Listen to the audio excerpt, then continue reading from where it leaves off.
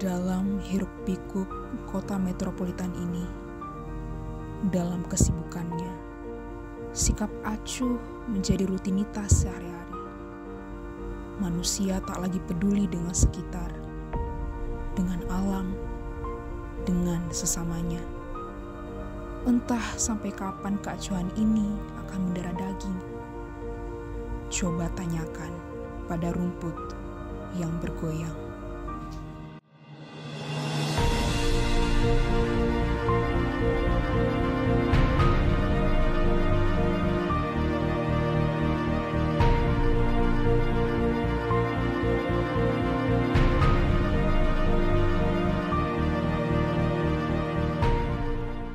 Orang eksternalnya juga mau bingung, mau nolong juga bingung. Orang internalnya juga akan bingung gitu kan. Tapi kemana-mana bawa tongkat, tapi kok nggak pakai kacamata hitam gitu kan.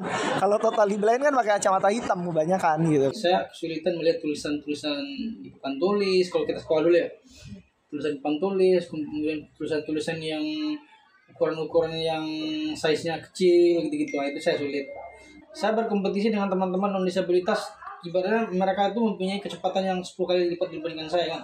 Karena memang waktu itu tuh memang kampus itu memang tidak akses untuk disabilitas, apalagi untuk visi. Jadi saya kesulitan lah sampai saya lulus lah. Susah itu ngeliat baca tulisan di tempat umum gitu, kayak optik bacaan. Terus juga kadang-kadang kalau ngeliat orang juga kadang-kadang susah. Itu mesti dekat banget. Kalau misalkan dari jauh kelihatan orang, cuma tuh nggak tahu itu siapa. Orang lain itu bisa dibilang nggak percaya sama keterbatasan Kak Reza. Jadi Kak Reza pun harus jelasin ke mereka. Syukur-syukur kalau ngerti, kalau enggak ya udah, nggak bisa dipaksa juga. Orang yang kita temui itu ya menganggap ya kita ya biasa aja gitu, maksudnya disamakan dengan orang pada umumnya gitu. Padahal ya kita punya keterbatasan penglihatan.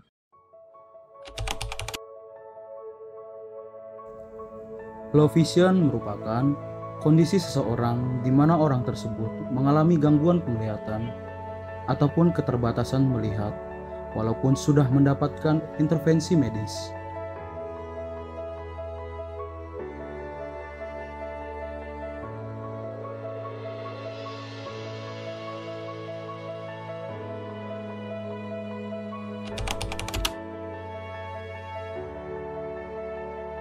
Kami, Yayasan Layak itu sebenarnya sudah sejak 2001 itu sudah ada, tapi di akte notariskan itu tahun 2003. Jadi latar belakangnya pada waktu itu ada beberapa lah latar belakang saya social worker, pekerja sosial, dan kami ingin membuat warna tersendiri gitu, sehingga kami mendirikan Yayasan Layak ini gitu. Jadi awalnya ya ada beberapa teman yang memang semuanya sebenarnya kami dulu bekerja di masing-masing tempat, tapi akhirnya kita memulai dengan 2 orang volunteer pada tahun 2001 dan kemudian setelah ada perkembangan kita mulai membuat organisasi ini yang lebih lengkap lagi, harus lengkap lah sebagai suatu organisasi seperti itu. Kalau untuk di Jakarta sebetulnya kondisi untuk pelayanan kesehatan mata, kemudian orang mudah untuk mengakses layanan kesehatan mata dibanding daerah-daerah yang mungkin masih tidak seperti di Jakarta fasilitas kesehatannya. Nah, itu menjadi nilai plus sebetulnya untuk wilayah Jakarta karena banyaknya rumah sakit, banyaknya layanan kesehatan mata, kemudian ketersediaan dokter mata dan lain sebagainya. Cuma karena populasi di Jakarta terutama itu cukup tinggi, itu juga menjadi tantangan sendiri buat kami. Kenapa? Karena perbandingannya bisa satu wilayah di tingkat wali kota, misalnya Jakarta Selatan gitu ya, itu populasinya cukup tinggi gitu kan. Itu mungkin kalau di daerah tertentu mungkin bisa mencapai berapa persentasenya gitu ya. Misalnya terkendala ternyata dia berKTP daerah.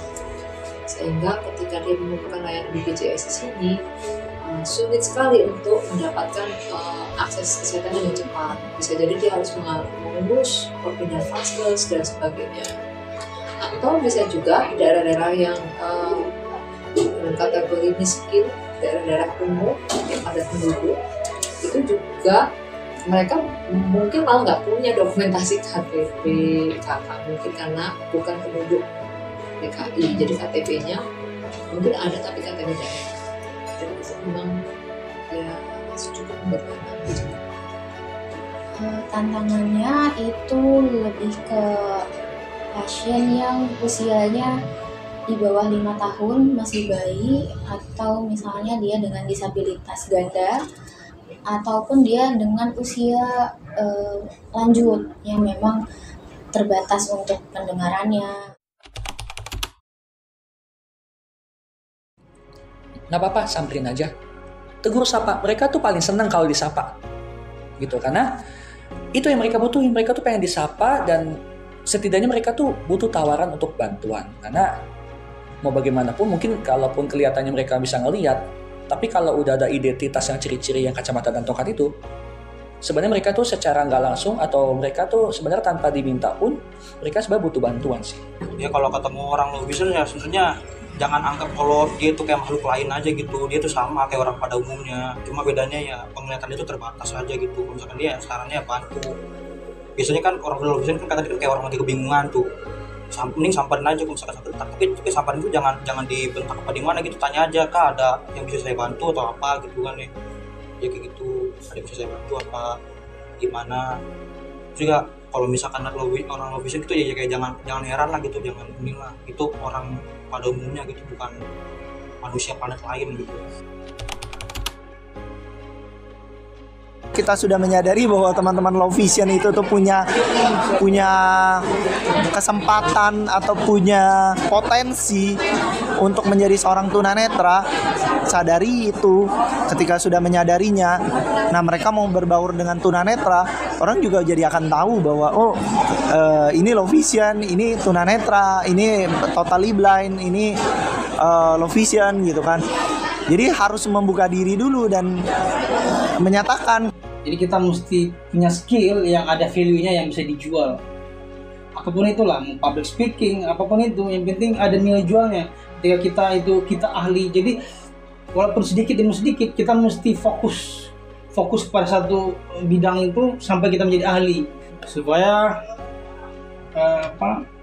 bisa hidup mandiri di kemudian hari. Meskipun mata kita mungkin kurang secara penglihatan atau visual, tapi kita punya telinga, punya mulut, punya indera yang lain yang masih berfungsi, yang bisa kita gunakan untuk masa depan kita. Gitu. Nggak ada kesempatan yang sia-sia kok. Semuanya bisa kita ambil kalau kita mau.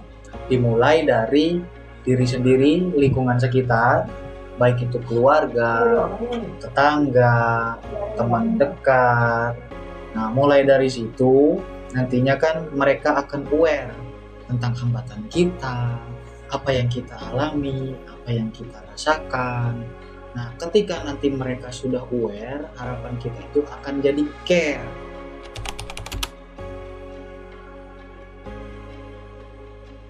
Sebagai tenaga rehabilitasi, pastinya kami sangat menginginkan bahwa semakin banyak orang terpapar tentang informasi low vision ini, semakin juga banyak ya orang yang teredukasi atau tingkat kesadaran meningkat. Karena sebetulnya low vision ini memang tidak bisa disembuhkan secara total, tetapi sebenarnya bisa dicegah. Semakin banyak orang terpapar informasinya, semakin banyak yang teredukasi, semakin banyak juga yang memiliki kesadaran atau tingkat kesadarannya terhadap bagaimana melakukan pencegahan lebih baik. Di masa yang akan datang, mungkin tak sanggup lagi kita bertanya pada rumput yang bergoyang itu. Sebab tak ada lagi angin yang berhembus meniup sang rumput. Tak ada lagi matahari yang menyinari dan memberi nutrisi pada rumput itu. Tak ada lagi tanah yang mengolah rumput itu. Sang rumput pun enggan untuk memunculkan pucuknya. Maka sekarang, patutlah kita menyadari bahwa sikap acuh tak dapat menyelesaikan masalah yang ada. Kepedulian terhadap sekitar serta perwujudan lingkungan yang inklusif harus diciptakan dan dipupuk dari detik ini.